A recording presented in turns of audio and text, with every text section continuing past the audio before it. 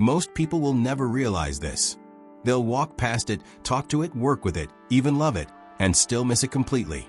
Because only a tiny fraction of humans, about 3 out of every 100, carry a mental pattern so subtle and so quietly powerful that it hides in plain sight.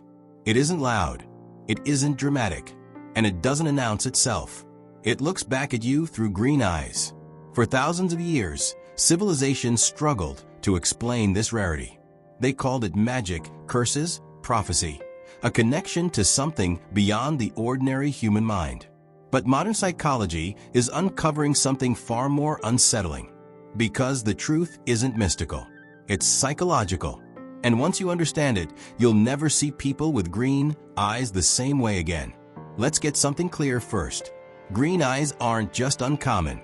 They are statistically anomalous. Rarer than blue, rarer than hazel, almost extinct in certain populations. But rarity alone doesn't explain why people with green eyes are described the same way across cultures that never interacted. Observant, composed, emotionally deep, hard to read, but almost impossible to fool. So what's really going on? Psychologists have noticed a pattern that appears again and again. People with green eyes tend to operate with two emotional systems running at the same time. One outward, one inward. On the outside, they appear calm, measured, even gentle. But internally, their minds are doing something very few people's minds can do. They are feeling deeply while staying in control. This is known as dual emotional processing, a rare form of self-regulation where empathy and resilience exist simultaneously. Most people lean one way or the other. They either feel intensely and get overwhelmed, or they stay composed by disconnecting. Green-eyed individuals often do neither.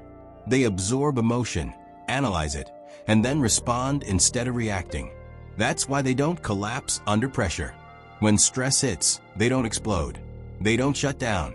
They adapt, quietly, almost invisibly.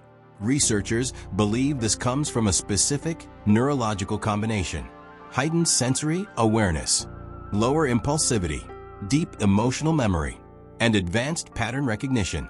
Together, these traits create a mind that notices what isn't being said. A mind that reads tone before words, intent before action, energy before explanation. This is why people with green eyes are often called old souls.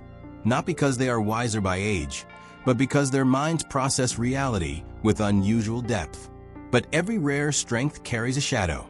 Because when someone appears steady, the world leans on them.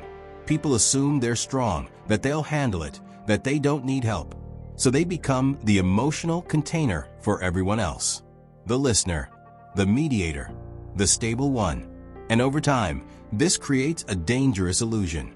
That they don't feel strain, that they don't get overwhelmed, that they don't crack. But they do. They just do it in silence. Many grow up hearing the same phrases. You're fine. You're so strong. You always keep it together. What sounds like praise slowly becomes a prison, because strength becomes expected and vulnerability starts to feel forbidden. This is why many people with green eyes experience a quiet turning point later in life. Not a breakdown, not a dramatic awakening, but a subtle internal shift. A realization that they don't have to carry everything, that they don't have to absorb everyone else's emotional weight. That resilience does not mean self-sacrifice. And when that realization happens, their entire presence changes.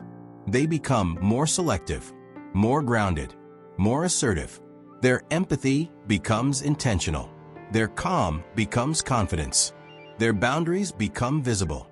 And suddenly, people begin to notice what was always there. A mind that sees beneath surfaces. A heart that bends without breaking. A presence that doesn't demand attention, yet commands it. So if you have green eyes or someone close to you does, remember this. Their rarity isn't cosmetic. It isn't myth. And it isn't coincidence. It's psychological. They don't just see the world differently. They process it differently. And once you learn to recognize that kind of mind, you realize just how rare it truly is.